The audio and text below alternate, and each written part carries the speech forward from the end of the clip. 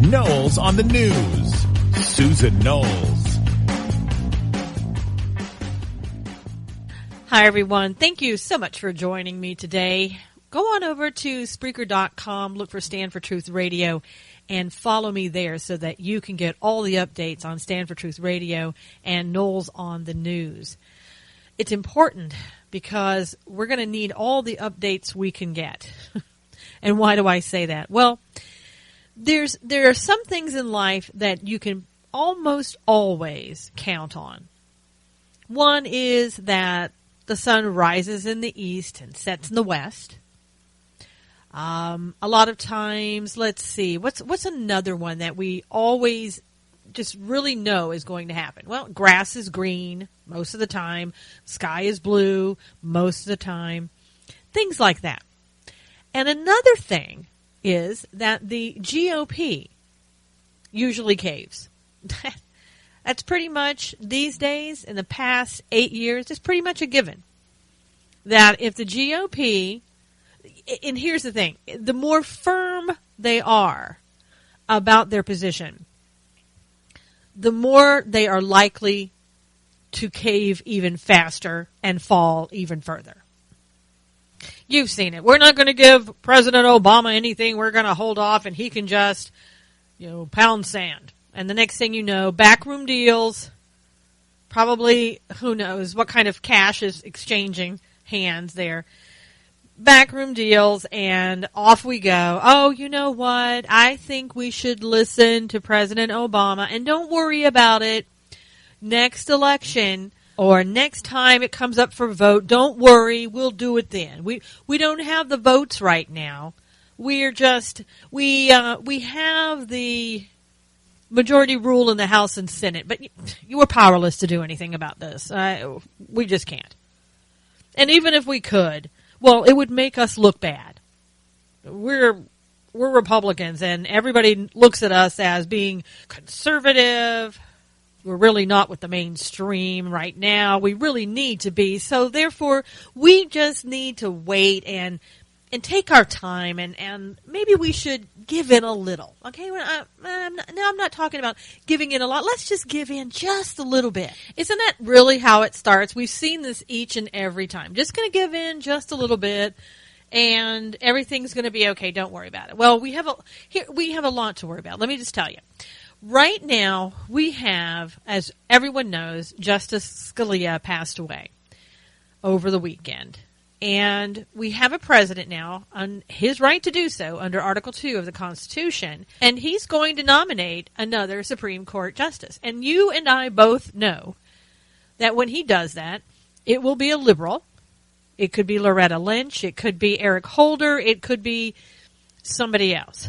There are a myriad of names. There's one who, a man with, he's from India, and I can never pronounce his name.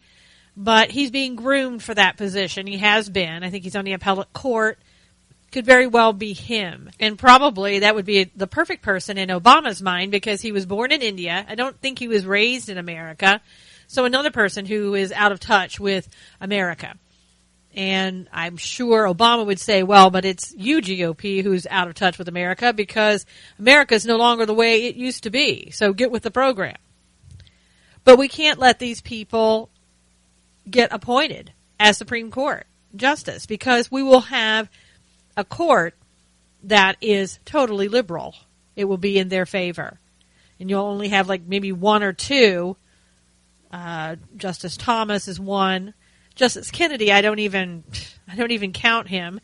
Those people would be the ones that will be conservative. But like I said, I don't even count Justice Kennedy. Justice Kennedy used to be one of the professors at my law school, who was the third person to get nominated to the Supreme Court after the other two didn't make it under Reagan.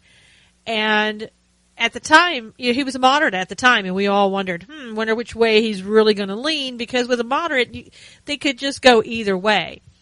And he's been kind of liberal, so to speak, over the last few years. So you never know what he's really going to do.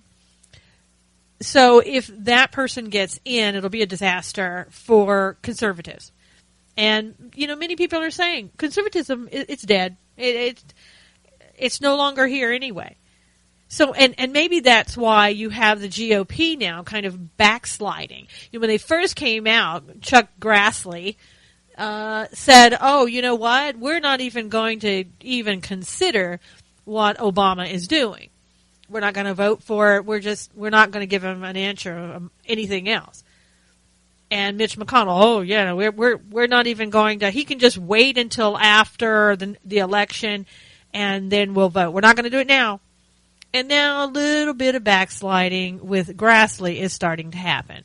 And a lot of other outlets are saying, this is exactly what he's doing. He's starting to slide. So we have people like Politico and those on the left are saying, oh, wow, here's an opening.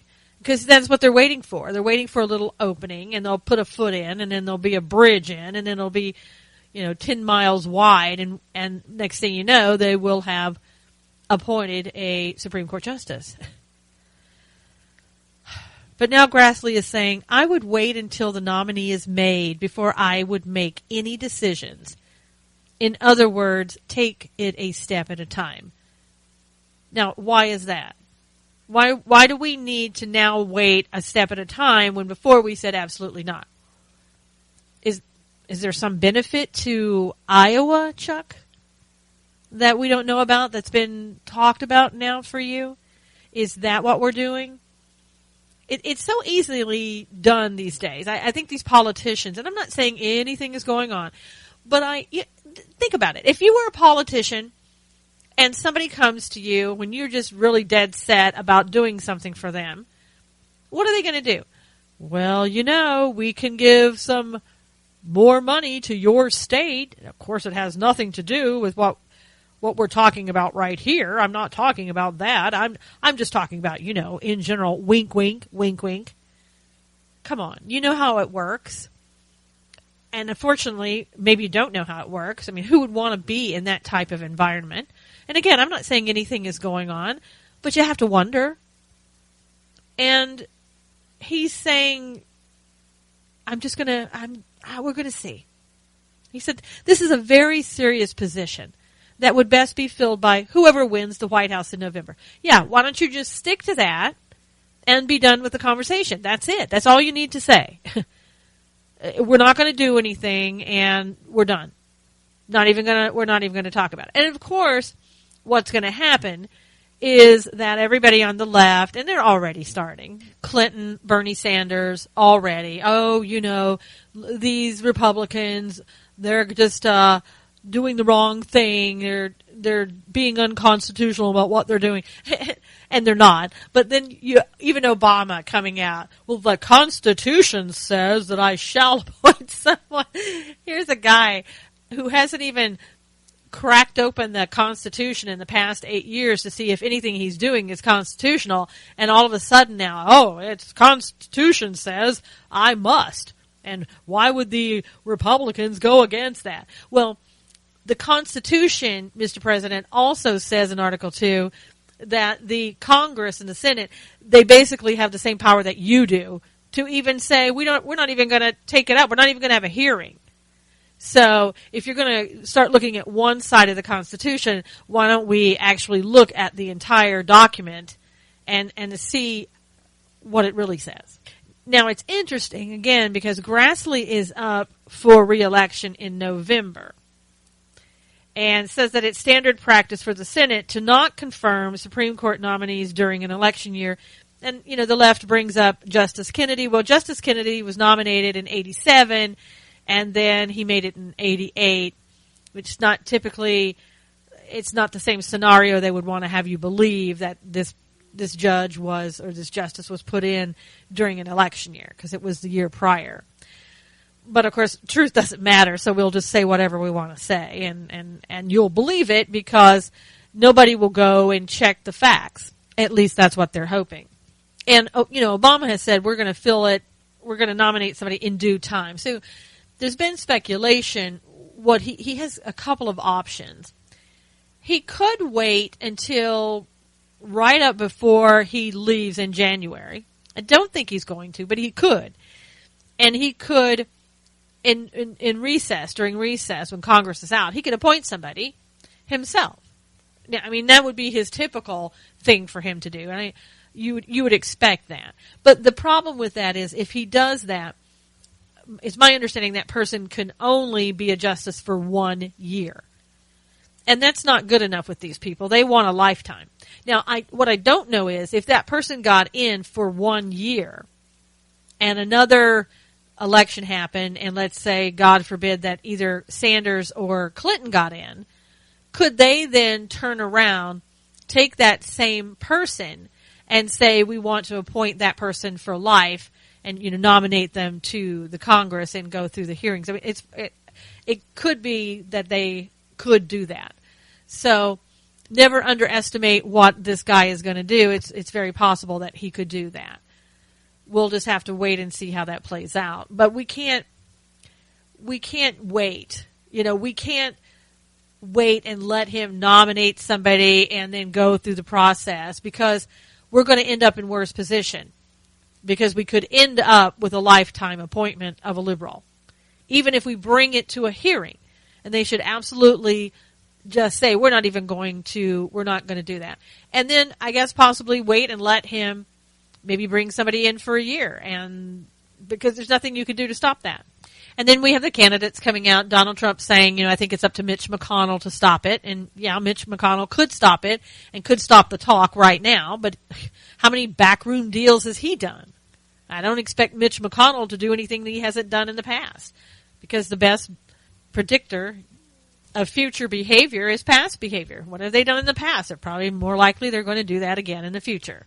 Now, Senator Ted Cruz has said, if this comes up before the Senate, I'm going to do everything in my power to stop it. I'm going to filibuster. And I believe Rubio is said that he's going to do that as well. They have the ability to do that. And Cruz has filibustered before, and if he says he's going to do it, then that's what he's going to do. But we shouldn't even get to that point. The GOP, let's not be weak like we have been in the past. And again, I don't know if it's weakness or they're just promised something in return and they willingly give in intentionally. Being weak is something that you kind of do unintentionally. You just, okay, and I don't know what to do, so I'll just let go. That's not the same thing as being promised something and willingly taking it. Now, again, I have no proof that anything like that is happening, but I'm saying it could very well be a possibility when you're a politician. We've heard of things like that before. And then, of course, we have another Republican now, Senator Tom Tillis of North Carolina. So all of you in North Carolina, make a note of this. He warned the party could fall into the trap of being obstructionists if it rejects any Obama nominee sight unseen. You see, there you go. There's the little hole that all they need, the little tiny hole that the Democrats need. Because you'll have the Republicans, oh my gosh, maybe I won't get reelected. Maybe I won't get elected. I need to go along to get along. And it starts again. One person, all you have to do is have one person that starts this little rumor, and everybody gets on the bandwagon, and all the mainstream media picks it up, and all the other news outlets pick it up, and start making a big deal out of it. And what happens? You have their GOP getting frantic, saying, oh gosh, I don't know, we've really got to look into this, we've really got to do this. And they start to panic, and you just know what's coming. They start to panic, and then it's, we've looked at this, and I think we need to at least look at it, and then we can decide from there. That's not going to do anything. Don't worry. It's always don't worry, and then don't worry turns into, we'll get it next time. No. We need to do something now. And I'll tell you, the ACLJ.org, under Jay Sekulow, they've started a petition to have you sign.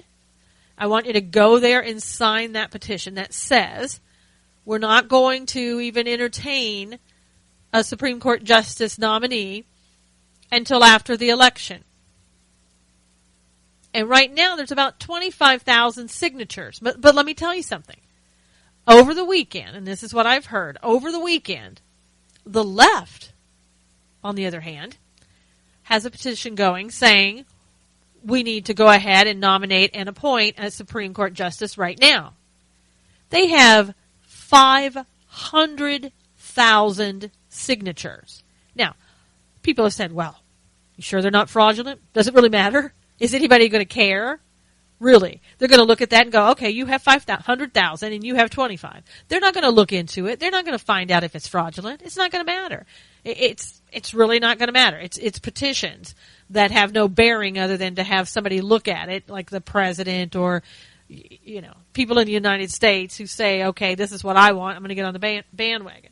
It's got no long-lasting impact. And even when we do, even when we have a regular election and people claim that there's fraud, how many years does it take before they determine whether or not there's fraud involved? So don't hold your breath on that one. But we need to get out there and get as many signatures, if not more. I mean, we need to get 1 million signatures to beat these people. To send a loud and clear message to the GOP. If you want to get reelected, if you want to get elected, then you will stop this in your constitutional way to do so, which they, as I said, under Article 2 of the Constitution, they have a right not to even take up a hearing on this. They can just say, no, we've decided we're not going to do that. And don't let them or the media tell you anything different. Go to the Constitution, look at it yourself. But we have to get behind this, aclj.org. Get behind this. Sign the petition. Send it to everybody you know to get this petition signed, and do it now. The left is always so much more prepared than we are on the right. They always have been. They're not sitting there like we are, fighting each other over the presidential nominee. They know what's at stake here. They smell blood, and they're going for it. I mean, can you imagine if they get a Supreme Court justice on the left, what this United States, you think it's bad now and some of the things that are happening? What do you think is going to happen?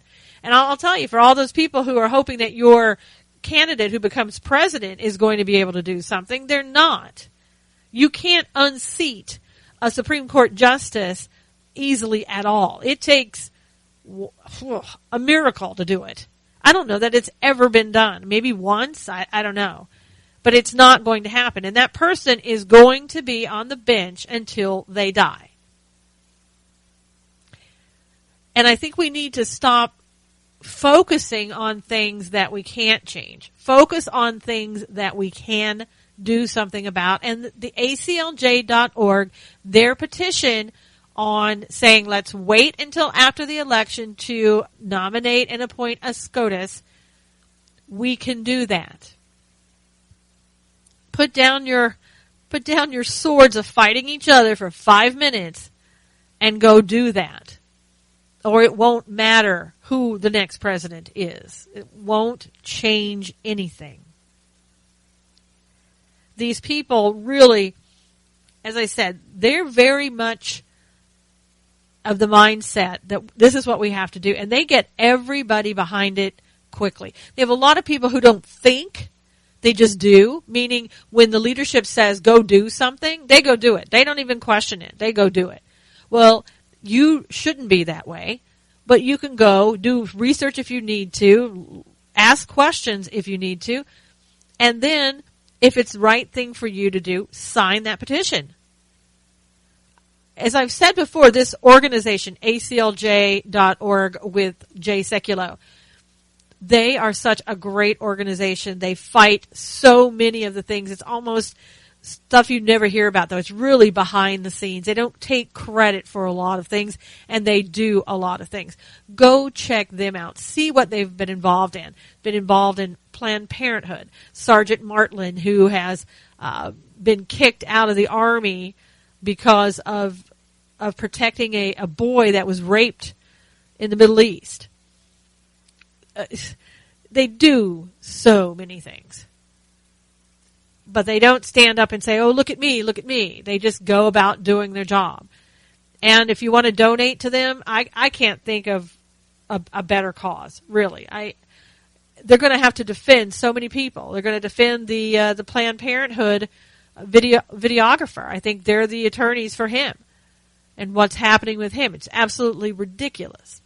But who else is going to do it? You don't see the American Civil Liberties Union going out and protecting anybody on the right. I mean, they do on occasion, but it's rare. And they should be standing up for this videographer in Planned Parenthood, and they're not. So the ACLJ has to go out and do it and make sure that he doesn't go to prison for committing no crime. And hopefully, nobody that we know will ever be in a position like that. But if they are, you want the ACLJ to help you. Trust me.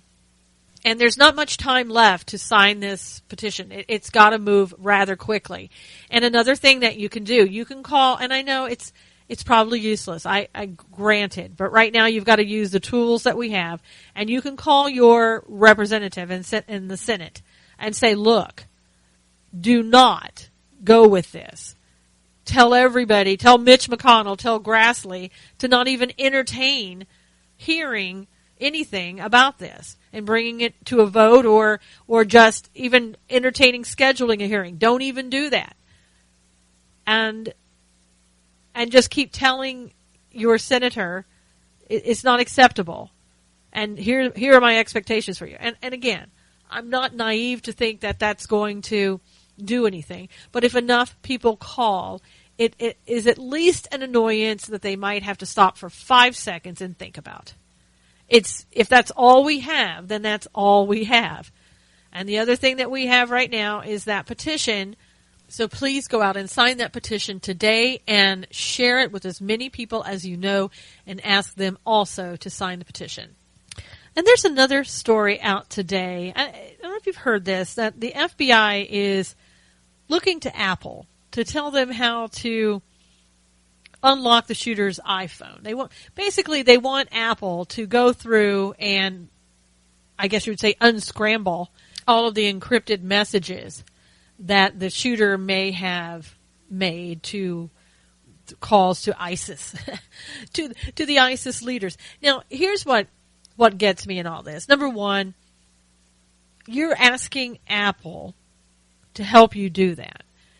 So what you're telling me is that FBI, you don't have the ability to do that yourself.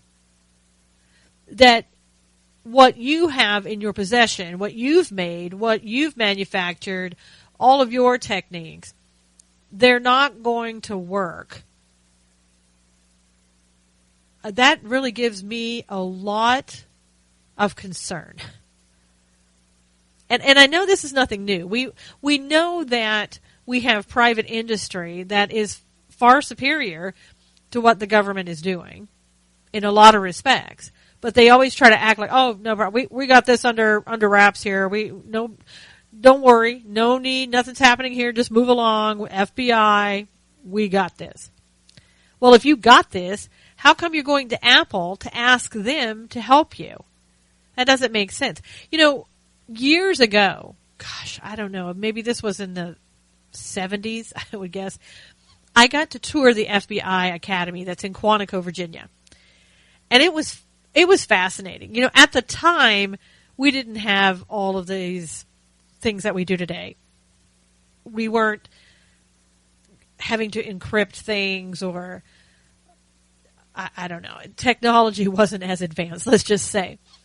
And I remember one of the big things that when I was going through there that they were showing us at the time was just so superior. It's like, wow, was that they could get fingerprints off of, let's say, pantyhose. A lot of times they'll say, oh, they were strangled by pantyhose, but we can't, there's no fingerprints. You can get a fingerprint off a wall, off a door, something like that, but you can't get it off of material. And they had come up with something new to get that off of a material like pantyhose. And I was thinking at the time, my gosh, how advanced is that they can do that? And looking back at that now, it's laughable. It's like, well, of course we can do that. And we can also manufacture a gun out of a 3D printer. How about that? Of course, they had nothing like that back then, or at least nothing that they were showing us they had. But now we're going to Apple to say, you must help us do this. And the Apple CEO is saying, I don't think so. Because if we do that, then all the other millions of people, you will have cracked the code, and all these other people who their messages are encrypted, they're not going to be protected. I don't think the FBI is really going to care, because they want to get in there and they want to see what he had to say to possible, all these links of terrorism. But again, it really bothers me because I thought the FBI knew everything that ISIS was doing, and that these people in San Bernardino, maybe they're just like lone wolves again, that had a couple of connections here and there, but no big deal. They're not connected to CARE. They're not connected to any mosque that's doing anything. He wasn't talking to ISIS over there in Syria or any place else. So in other words, I don't think the FBI knows as much as they'd like for you and I to believe that they know. And what kind of message does that send to ISIS and other people? They're going to say, wow, the FBI has to go to iPhone, to Apple, to ask them to crack the code on the iPhone. How great is that? So they're not as advanced as we may have been led to think they are. It's not a good message for our enemies. But since when has this administration ever done anything that anybody would think was reasonable when it came to dealing with terrorism or our enemies? And keep in mind, that the CEO in Apple had been ordered by U.S. Magistrate Judge Sherry Pym. I guess that's how you say her name, P-Y-M. They've been ordered to help the FBI break into the iPhone belonging to one of the shooters in that attack.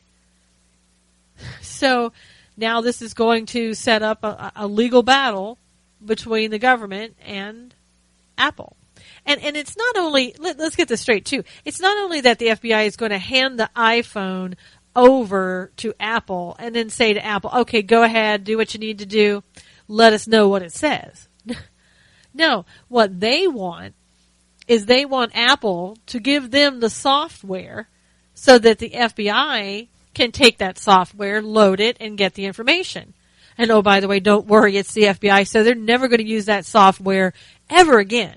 They're never going to take that software and use it on other cases that they maybe have suspicions about. They're not going to use that. Don't worry. And they're not going to give out proprietary information that has a copyright or a patent or anything like that. So don't worry. It's the FBI. Now, of course, I want them to have that information. I don't want them to force iPhone to give them that information. I don't know what would hurt if iPhone was willing to do it, for iPhone to take the lead and not get the software information over to the FBI. Somehow, if they could work it out like that, I'd be fine with that. There was a crime committed. There's no doubt that he committed the crime, he and his wife. So I have no problems with that. But I do have a problem with the FBI using that possibly against someone who has not committed a crime, but someone they believe may have committed a crime. We still need to maintain our constitutional rights. If we don't, we are absolutely going to lose them. And this is a big fight here. And this is one probably, getting back to the Supreme Court justice. If you had a liberal justice sitting on the court right now that could swing the majority to the left, they're going to come out possibly and say, hey, Apple, turn over the information. And you may think, well, that's okay. But again, what happens when it comes to you, your son or daughter, your mother, father, wife, husband? When it hits home, then it's a different story. And that's what the Constitution is for. It's for protecting everyone's rights that should be protected. And so we have to fight this battle, the battle of keeping our constitutional rights protected, and we're going to have to just see what Apple does. Are they going to hand over the information? What if they're ordered again to hand it over and they're held in contempt if they don't? And is it going to go that far? And this may be an issue that goes all the way to the Supreme Court, once again, if you have a liberal Supreme Court, chances are that information is going to be ordered to be handed over to a court system and to the FBI. And that's going to impact all of us. And everybody who's sitting out there with an iPhone with encrypted information on it and has not committed a crime, maybe the FBI or the NSA is going to want to take a look at what you're doing too, just because. And then there will be no constitutional protections on it if, in fact, a liberal Supreme Court would rule that Apple has to turn it over and that there are no constitutional protections that would prevent Apple from having to turn that over. In other news, the next time, ladies, that you go to a gynecologist, you just may want to ask him or her if you can see their driver's license. Now, why do I say that? Sounds a little preposterous, doesn't it? Well, it seems that there was an 18-year-old who's being accused of opening a fake medical practice. And not only is this the first time that he's gotten caught in doing something like this, so he didn't go to jail after the first time. So, surprise, surprise, he repeated the same thing a second time. Are you kidding me? Why would somebody who's being accused of being a criminal and doing these acts the first time repeat them?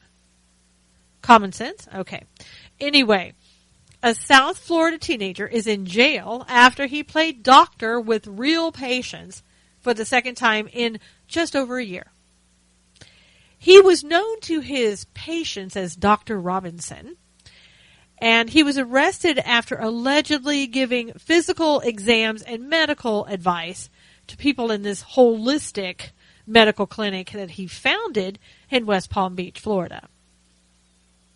Now, I'm looking at his picture, and he is an African-American male. In one picture, he looks a little bit older than 18, and the other one, he looks like maybe a 15 or 16-year-old. So it's really hard to say whether or not these people should have known that this guy was way too young to be a doctor. I mean, even 25, I don't know, to me is like way too young. But they say that in January 2015, he was the same one who masqueraded as a doctor at St. Mary's Medical Center. I mean, can you imagine that? I guess he would peek in on gynecological exams, and he kept a wardrobe of lab coats in his car. Now, I don't know what the issue is with this teen, but it's serious. If in fact he's guilty. One doctor there at St. Mary's said, I've been practicing for 36 years and this is the first time something like this has ever happened. And that's very strange, you think? He's charged with practicing medicine without a license, and he's being held at the Palm Beach County Jail for $6,000 bail. He came under the agency's radar, and that was the Florida Department of Health, after receiving a tip in October that he'd been practicing without a license. I wonder who tipped them off anyway. They sent a cease and desist letter. Now, okay, wait a minute.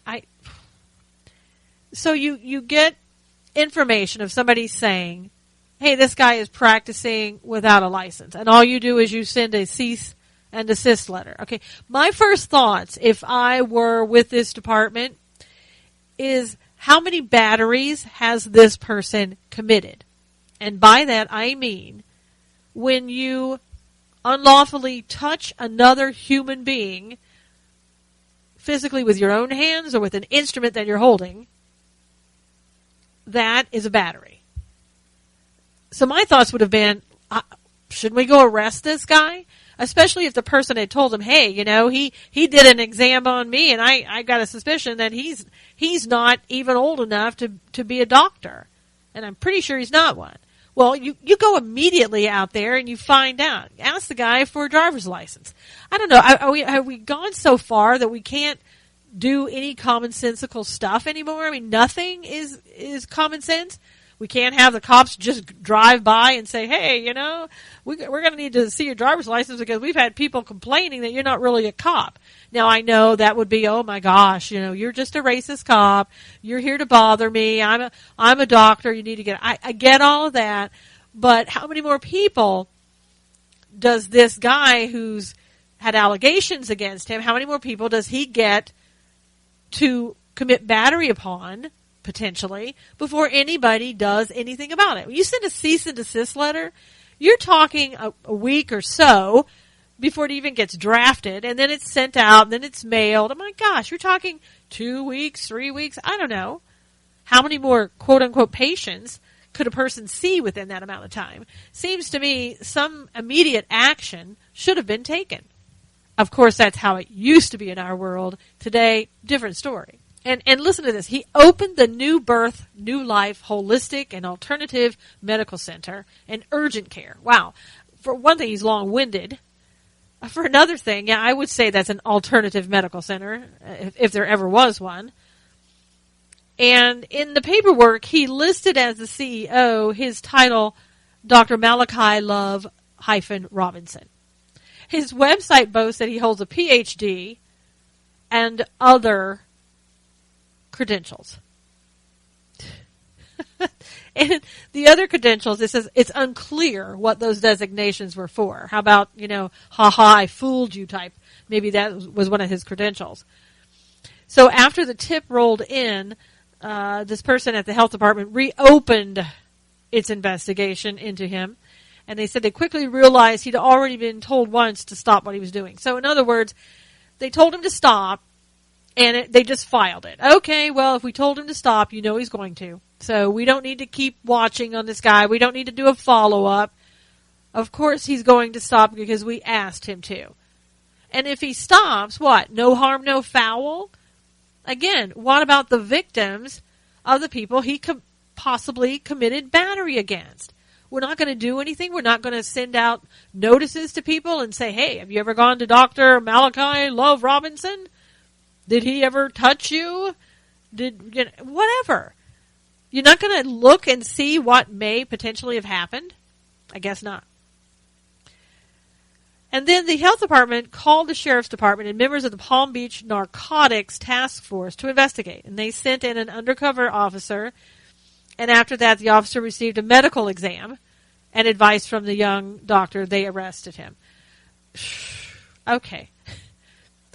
I would think that right before he started the medical exam, that you would just go, okay, I'm from the sheriff's department. You need to stop right there. I mean, that's enough. You don't have to go through the exam with God only knows if he sterilized any of the equipment that he used. I mean, preposterous in my mind. But again, I think it's good that they did an undercover type operation. But how long did it take before that was set up? And here again, we really, I don't understand this. Last year, he was briefly detained by the West Palm Beach police after he was found wandering around St. Mary's Medical Center wearing a doctor's coat and interacting with patients. Again, isn't that enough right then and there to take this guy in? Isn't it enough, to say, well, he did this last year. We remember this guy from last year. We don't need to do an undercover operation. He was doing this last year. We'll go to his office. If he's there now, that's enough. I know they want to get more evidence, and I get that. I'm just saying. They had enough. This whole investigation got messed up all along the line. First of all, they should have followed up to make sure this guy wasn't doing anything like this again. But they didn't. They just filed it. And number two, they should have acted quickly once they had this information. You don't send a cease and desist letter and tip somebody off and then, anyway. And when he did that the first time, of course, he was 17 years old. So probably they said, oh, he's 17. He's just having some fun. We'll just let it go. And we'll say, don't do that again. And we'll just expect that he's never going to do that again. And they went on to say, this guy can schmooze his way around. He can tell any story you want to hear. Apparently so. And he said that's what he tried to do with me. He tried to ingratiate himself with me so I would take him around, and after a while it started to not make sense to me. I thought something was wrong. Oh, my goodness. And that was the anesthesiologist. My gosh. Maybe what tipped him off was the fact that he was saying, hey, dude, that's really cool.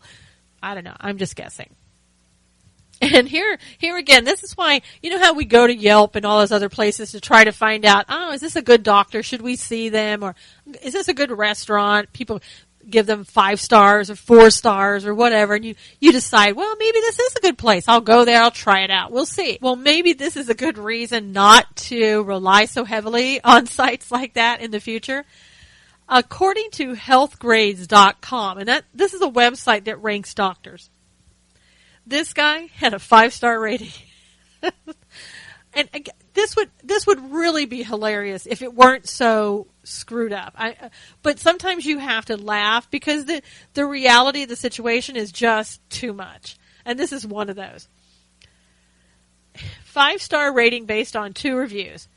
And the website gives him as being 25 years old. And it says he can speak French and lists his specialties as neuropathy, psychology, and mental health. Oh, okay. I won't even go there with the joke about does he really know which end of the body he's treating.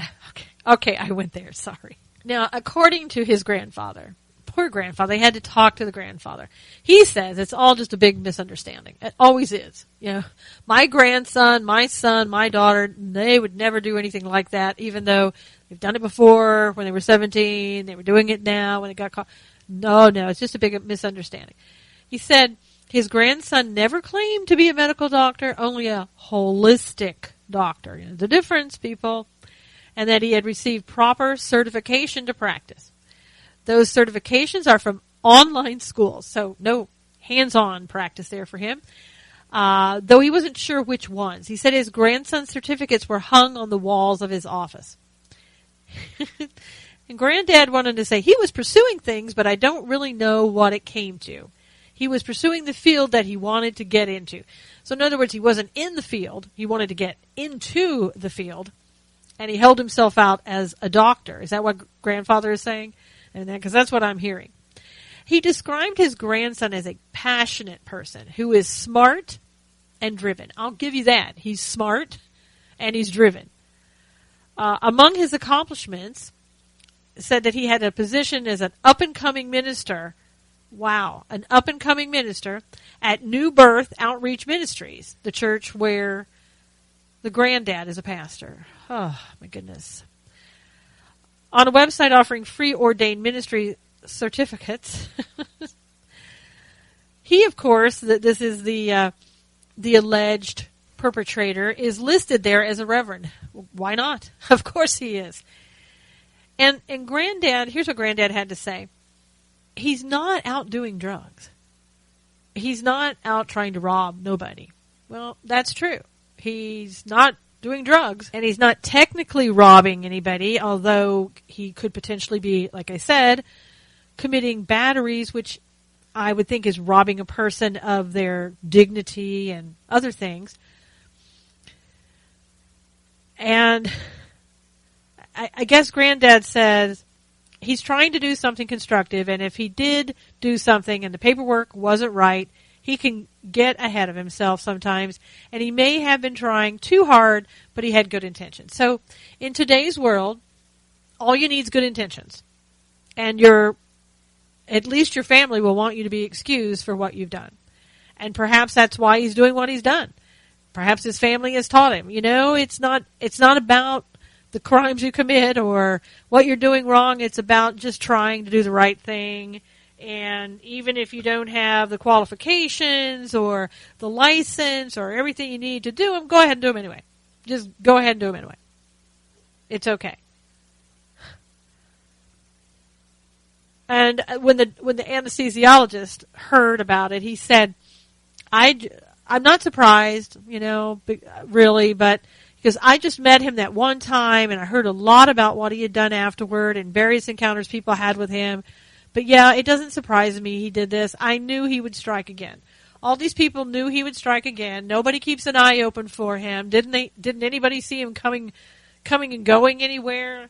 And they're not obligated to do that. They're doctors. They don't have to watch somebody else.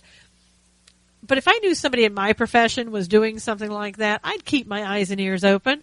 I might talk to my colleagues and say, hey, this is what somebody potentially did over here at our hospital, and if you happen to see them, would you let us know?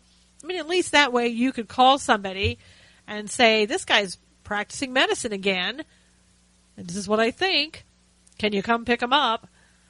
But this case, to me, just sounds like people were tiptoeing around what they should have done, and his grandparent, at least, was saying, well, I don't see the big deal. He wasn't harming anyone, and that's, in my opinion, very questionable about harm.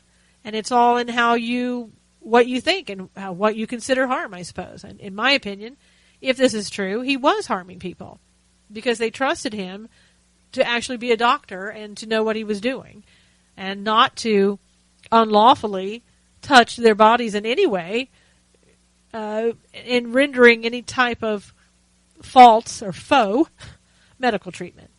So we'll see how this one comes out. Maybe look for him in your state after they let him go again. If they did it once and they're doing it again, you're probably going to get some judge who's going to say, oh, he's a good man. He really did try to do the right thing, young man. I just want you to go back and get your real license and then come back out there and practice again. And we're just going to put you on probation. There probably won't be a follow-up, but how many of you out there are thinking this guy's going to get probation? And in other news, the Zika virus has been in the top of the news lately, especially President Obama already wanting to come out and get, I don't know, how many billions is he asking for in research and vaccinations for the Zika virus. We just heard about it, and it's a very serious virus if it's truly a virus, and barely any research has been done, and we have Obama coming out and, of course, just wanting money to give towards this cure, if you will, for the Zika virus. Well, an article came out this week in the Washington Post that is questioning whether it's really a mosquito that's causing the Zika virus. Now, while the rest of the world is focused on hunting down that mosquito and spending huge amounts of money to get people vaccinated or to abort babies because of the Zika virus, and they are paying for abortions to do that. There's a group of doctors and researchers in Argentina. They've published a report making the accusation that it's not really a mosquito that's causing the problem. They're saying that it could be a pesticide instead. Now, how many times have we been told how horrible pesticides are and how harmful they are? And they're saying that's the reason for the alarming number of birth defects. And what better way of sort of covering up that it is a pesticide? If you're the people who create the pesticide, the chemical companies that do that, well, of course you're going to point the fingers at everything else but what may actually be the root problem, which is your pesticide. And they say there's a particular chemical that's added to drinking water to stop the development of mosquito larvae, which may be causing something in the fetal development process to go awry when ingested by pregnant women. There we go again. One more time, I have to say this. Where's the common sense? How many times do we have? If you have this chemical, let's just pretend we don't have rocket scientist degrees, all right? You put a chemical in drinking water, don't you think that something may happen, that it may not be healthy for you? I don't know. I can just hazard a guess and say, of course, it's going to possibly cause something. But I'm sure everyone was told, oh, don't worry, this chemical is not harmful to humans. It's only going to kill the mosquito larvae. They have something similar like that for horses. And it's always worried me because I think that anytime you have a chemical And they've done it for humans, but I just want to talk about one. In horses, what they do now is there's medication, grain type medication looking stuff that you can give to your horse. You feed it to your horse, and what it does, it kills all the fly larvae inside the horse. And then when the horse goes to the bathroom, there's no larva anymore. It's there perhaps, but it won't make anything to produce flies. And so you cut down on the fly population. And this was for horses. It was put on the market really quickly because they're like, well, just horses. And we've done enough research and I think it's fine. And who knows, maybe it is. I don't know. But I was always concerned about it because anytime you have something like that causes such a huge transformation or changes something totally from what it normally does, I always question what's it doing to the horse, what's it doing to the environment, long term, what the impact is going to be. And apparently, these people are looking at kind of the same type of things. When you have something that comes into your body, and if you're a pregnant woman, it comes into your body and goes into the embryo and the baby, the fetus that's growing. What kind of impact is that going to have long term? It's making a real change here, and in the body, and what's it going to do? And I don't think we ever look at anything closely enough. We're ready just to jump to whatever we need to jump to for whatever the agenda is. And now, of course, the other side is coming out and saying that there's no scientific basis that chemical has any connection. While they can't even make their own connection to what they're saying, they're definite that these new people, they're just crazy. There's no connection whatsoever. And on it goes. We're just going to have these people sit here and say, no, you're wrong, we're right. No, you're right, we're wrong. It's a never-ending thing. You're talking about a big industry here with chemicals, and no one that has any connection to the chemical companies are going to want people to come out and definitively say, yeah, it's your chemicals that are causing our issues. So who knows what's going to happen with that? I think that we're just going to probably move forward in aborting babies. That's our practice these days in a lot of things. Planned Parenthood be right there. I don't know if they're the ones leading the way, but others are setting up mobile units to abort babies that possibly could be infected with the Zika virus. I think we're probably just going to go forward with vaccinations. And who knows about the long-term effects on that? We don't know. But we continue to do these things. And I guess you have to ask yourself, is there an agenda behind it? Or are people doing it simply because it's the right thing to do? And then this story is for parents. I like to have some information for parents to look out for things because this world is a changing world and it's gotten, in a lot of respects, a lot darker in certain areas. And this is a story that is definitely one of those and one that parents should be aware of. I know a lot of parents send their kids on school outings to different places. This was in Mount Rainier High School. 4 seniors have been arrested for allegedly gang raping 2 15-year-old schoolmates. An incredibly horrible story. What happened was there was a 3-day overnight school trip in Seattle, Washington back in October of last year. And there were supposed to be chaperones, as there are on all of these outings. I know when I was in the 10th grade, we went on a 1 or 2 day trip, I can't remember, pretty far away, went on a bus trip and then spent the night and then had a convention type thing the next day and then came back. And we had, I don't know, I know we had chaperones. I never saw them. We stayed in hotel rooms there and I can't tell you where they were. I stayed in my room, but today we're kind of just faced with a little different world. Anyway, what happened was these 2 18-year-olds, allegedly, and 2 other teens that were there, but they're minors. They had this party, and they invited these girls to a party in their hotel room. Again, we're the chaperones. How come nobody's watching to see anybody coming out of their hotel room at night, going down the hall to somebody else's room. But what happened, the victims allegedly arrived at the room around 11:15. Again, there you go. And another problem, the time and all that. And they found themselves alone with the 6 other males in the room. The victims were freshmen in high school, and you remember what it was like being a freshman. You wanted to fit in. You wanted people to like you. It's a very difficult time for somebody coming into high school. You really just don't know what to do, but you know you want to be accepted and not made fun of, as most freshmen are when they go into high school. It's just a rite of passage, I guess. But anyway, they were allegedly offered drinks by 2 of the males who were seniors. And after they drank, they felt totally out of it. So perhaps a date rape drug or something to that effect. Who knows? It doesn't say here. They said after laying down, both victims dozed off before waking up and finding themselves allegedly in bed with one or more of the suspects.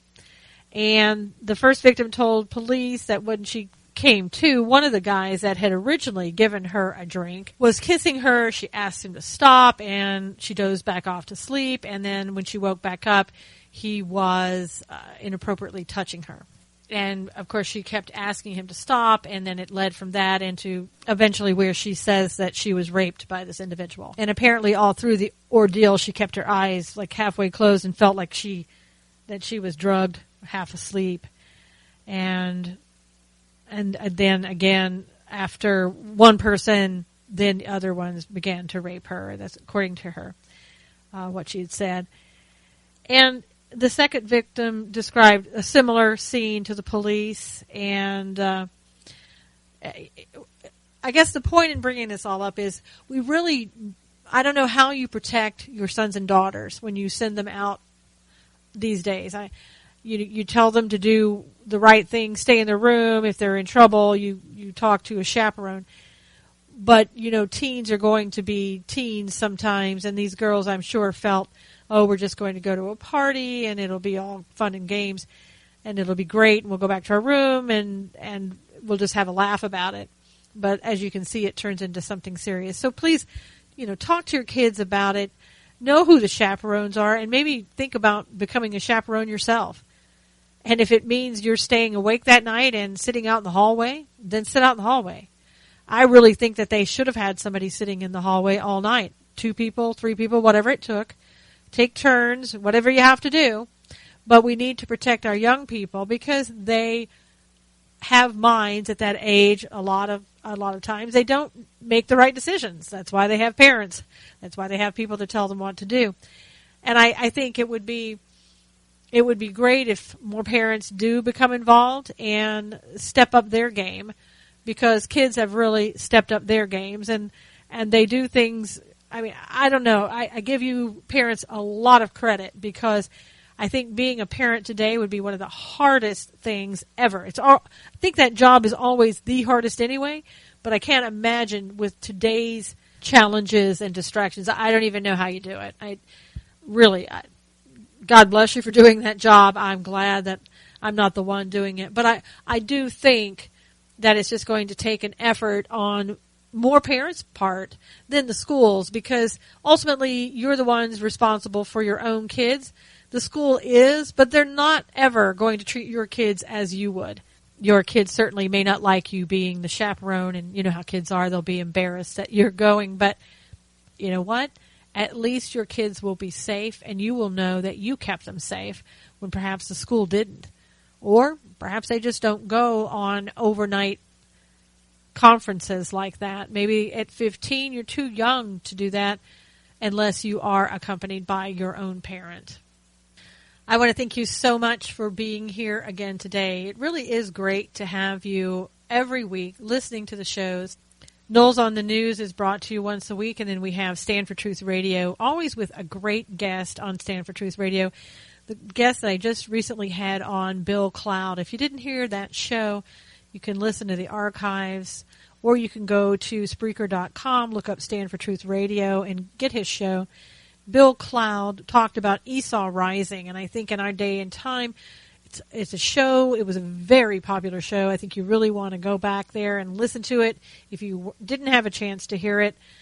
It is telling us more and more about what we're seeing in America and the reasons that we are seeing it, and they are pretty much biblically based.